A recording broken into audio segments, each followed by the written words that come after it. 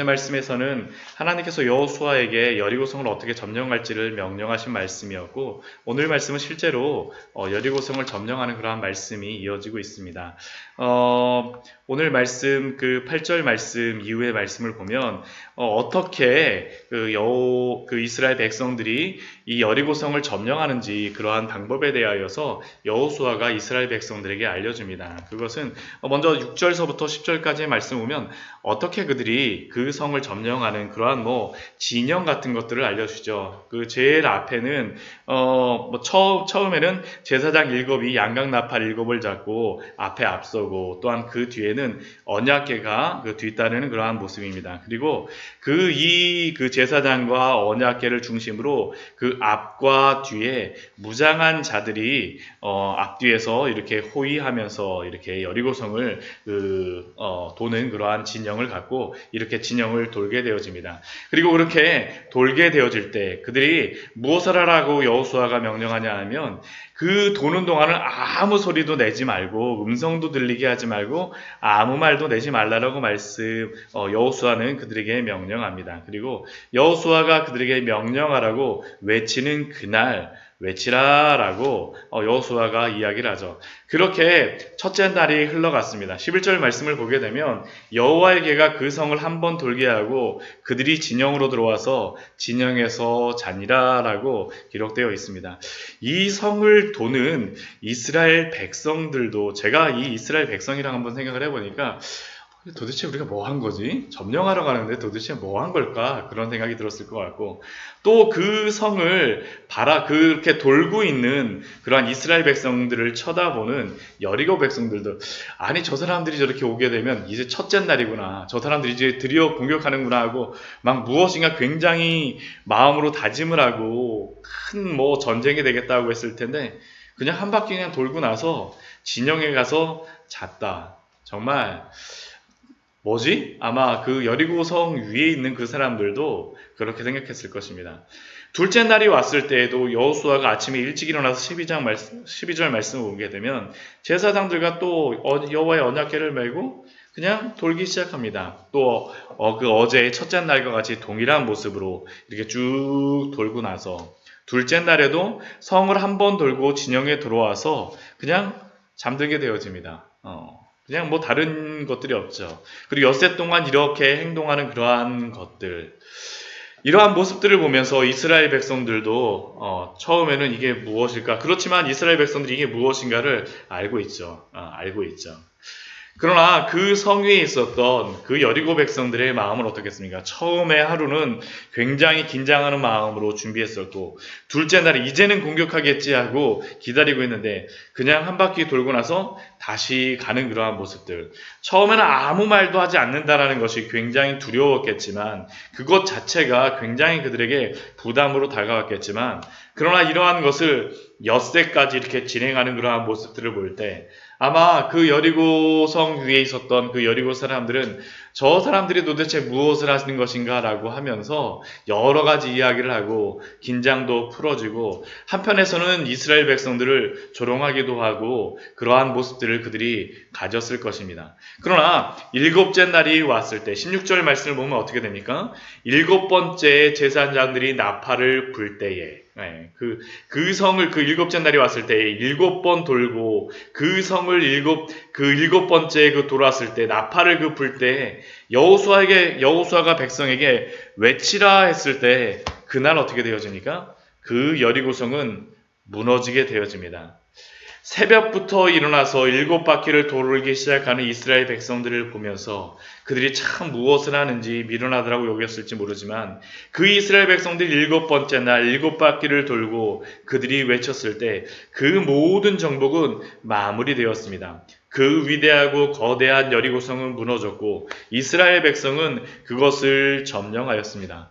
때로는 이 세상은 그리스도인들이 하나님이 말씀하신 그 명령을 따라서 순종할 때 그 여리고성의 그러한 백성들과 같이 그 우리들을 비웃기도 하고 때로는 도대체 무엇을 하는 것인가 라고 여러 가지 생각도 할 것입니다.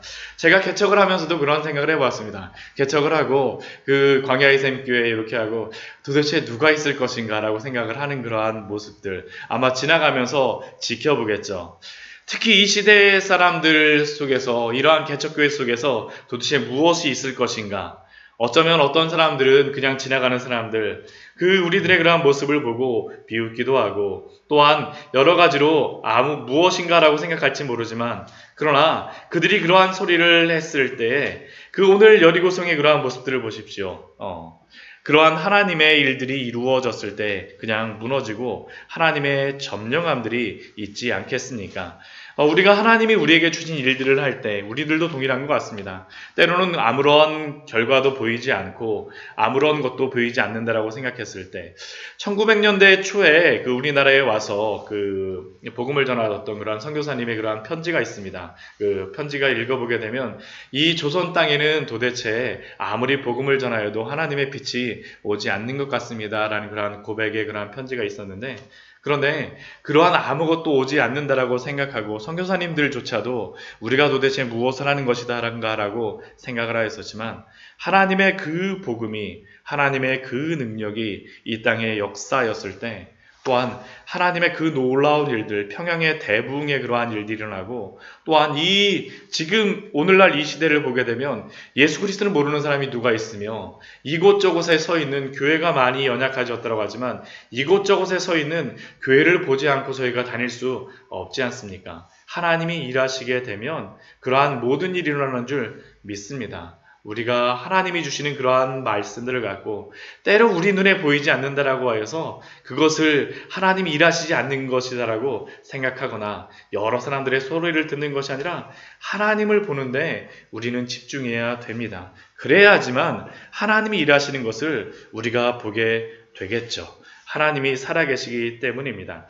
그리고 이러한 점령이 이루어지고 난 후에 17절 이후의 말씀을 보게 되면 온전히 바치라 라는 그러한 말씀들을 반복하고 있습니다. 17절 말씀을 보게 되면 이 성과 그 가운데 있는 모든 것은 여호와께 온전히 바치되 또한 18절 말씀에도 보면 너희는 온전히 바치고 여기에 바친다라는 이러한 단어는 헤렘이라는 그러한 뜻입니다. 헤렘이라는 것은 바치는 것, 선분한다 그러한 의미가 있는데 이 헤렘에 하나님께서 이 헤렘이라는 단어를 쓸 때 사용하실 때에는 어떤 의미냐면 온전히 모든 것을 하나님께 바친다라는 것입니다. 그래서 이 헤렘을 하는 그러한 방법이 크게 보면 두 가지 그러한 것으로 나타나는데 생명이 있는 존재에 대하여서는 모두 진멸을 하는 것이고 또한 그 은금과 동철과 같은 그러한 물건에 대하여서는 다 구별하여서 여호와 앞에 드리게 됩니다. 그래서 이 뒤에 말씀에 보게 되면 그 점령하였던 여리고성의 모든 백성들은 다 진멸을 하게 되어지지만 거기서 나오는 그러한 모든 은금과 동철들은 다 여호와 앞에 구별하여서 하나님 앞에 드리게 되어집니다. 그런데 이렇게 하나님 앞에 드리고 진멸하는 그러한 이유가 무엇이겠습니까? 신명기 20장 말씀에 보게 되면 이 헤렘의 그러한 의미에 대하여서 말씀합니다. 그 의미에 대해서 말씀할 때 무엇이라고 말씀하냐면 신명기 20장 그 16절 말씀 한번 보도록 할까요? 신명기 20장 말씀입니다.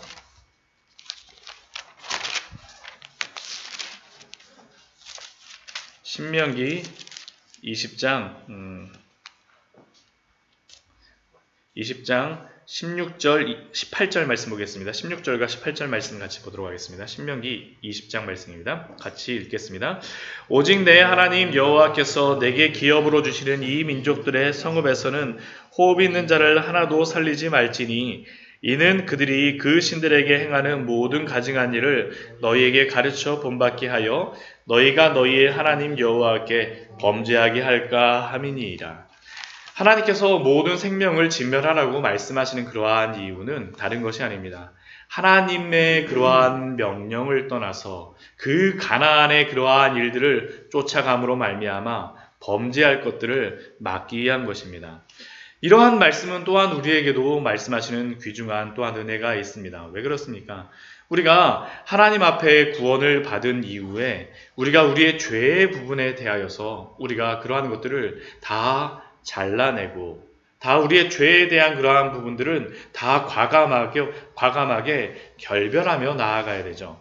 예수님께서도 우리가 산상수훈 말씀에서 보았던 것 같이 마태복음 5장 29절 말씀의 이후에 보게 되면 만일 내 오른눈이 너로 실족하게 하거든 빼어내버리라. 내 백체 중 하나가 없어지고 온몸이 지옥에 던져지지 않는 것이 유익하며 또한 만일 내 오른손이 너로 실족하게 하거든 찍어내버리라. 내 백체 중 하나가 없어지고 온몸이 지옥에 던져지지 않는 것이 유익하니라 라고 예수님께서도 말씀하셨고 또한 사도 바울 같은 경우에도 데살로니가 전서 말씀에 보게 되면 5장 21절 말씀 보면 범사에 헤아려 좋은 것을 취하고 악은 어떠한 모양이라도 버리라 라고 말씀하십니다. 왜 그러냐면 평강의 하나님이 친히 너희를 온전히 거룩하게 하시고 또 너희의 온 영과 혼과 몸이 우리 주 예수 그리스도에 강림하실 때에 흠없게 보존하시기 위하여서 그렇게 그렇게 말씀하신 것입니다.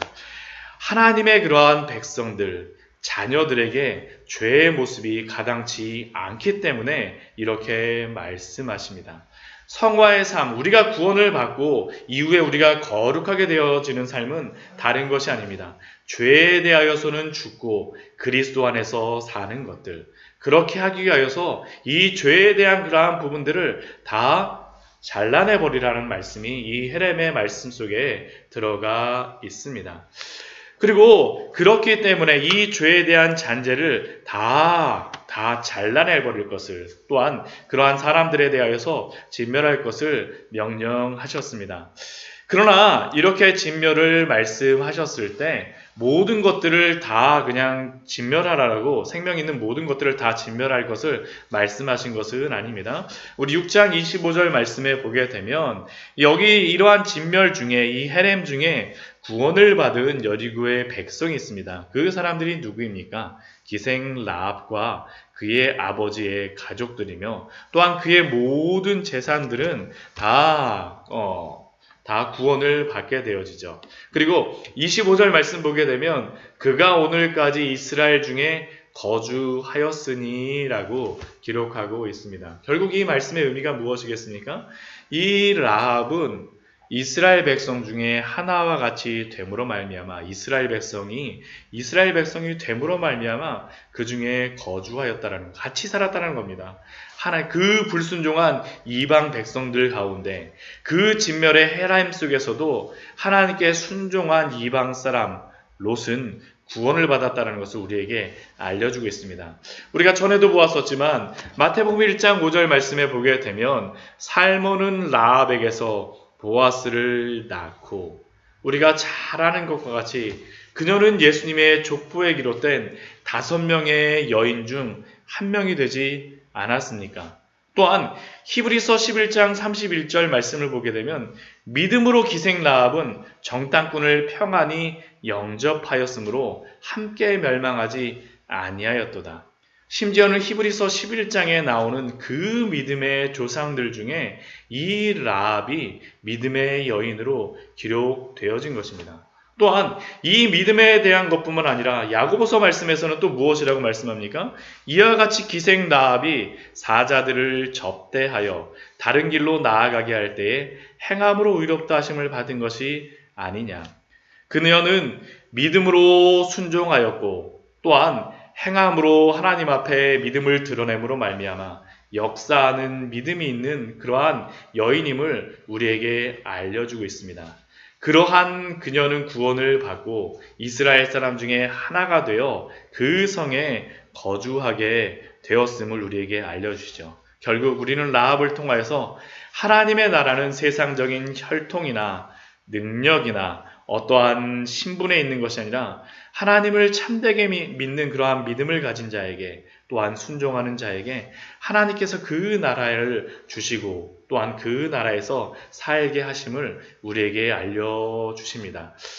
또한 26절 말씀에서는 이 여리고성을 점령하였을 때 여호수아가 이 여리고성에 대하여서 한 가지 경고하는 말씀을 주시죠. 그 경고의 말씀이 무엇입니까? 여리고성을 건축하는 자는, 이 여리고성이 무너졌는데 여리고성을 건축하는 자는 여호와 앞에서 저주를 받아서 그 기초를 쌓을 때 맏아들을 잃고 또한 그 문을 세울 때 그의 막내 아들을 잃으리라 라고 여호수아는 또한 경고를 하며 또한 예언을 하고 있습니다. 그런데 실제로 이러한 일들이 벌어지는 것을 우리가 볼 수 있죠. 열왕기상 16장 34절 말씀을 보게 되면 베델 사람 히엘이라는 사람, 우리 같이 한번 찾아보도록 할까요? 왕상 말씀 한번 보도록 하겠습니다.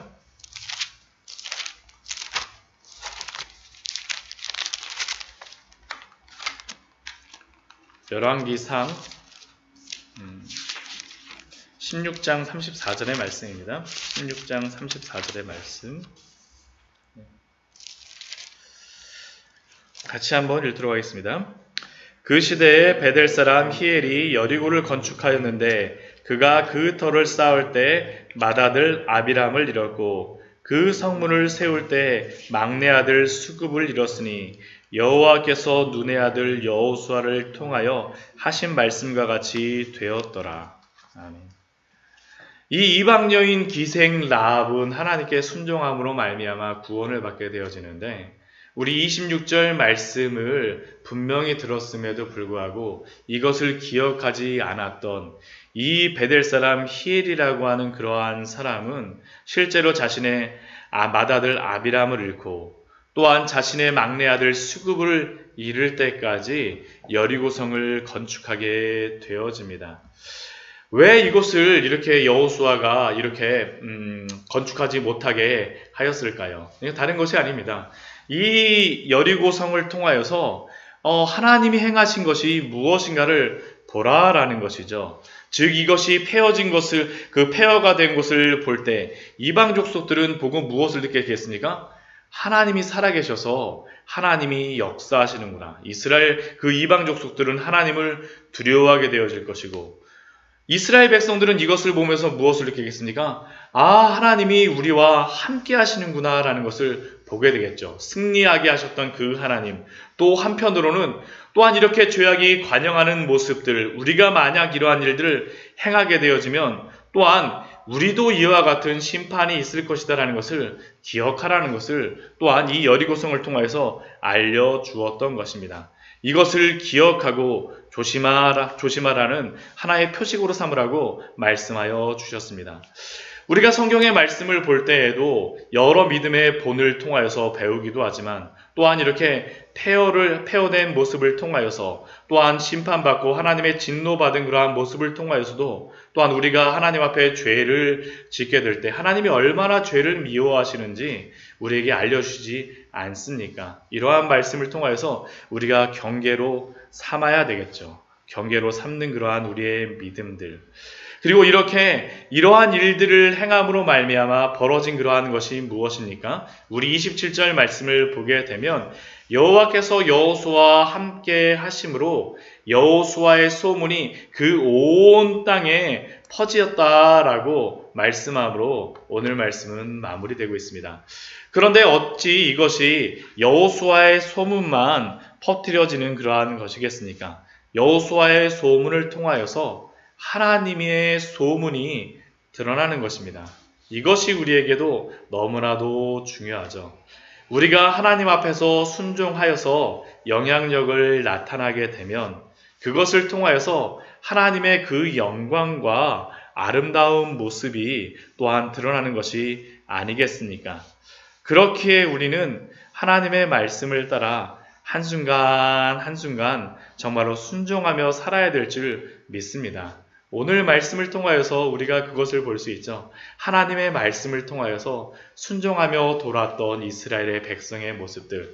이것이 무슨 의미일까라고 생각하는 그러한 사람들. 또한 이것을 지켜보는 사람들은 그것을 조롱하며 마음에 의심하였을지 모르지만 그러나 하나님의 그러한 말씀을 따라서 순종하며 행하였던 사람은 하나님의 영광을 본 줄 믿습니다. 또한 그것을 통하여서 하나님의 영광이 드러나는 줄 믿습니다. 순종하는 우리의 삶을 통하여서 하나님의 그 영광을 드러내는 오늘 우리의 삶이 되어지기를 소원하며 또한 축원합니다. 같이 기도하도록 하겠습니다.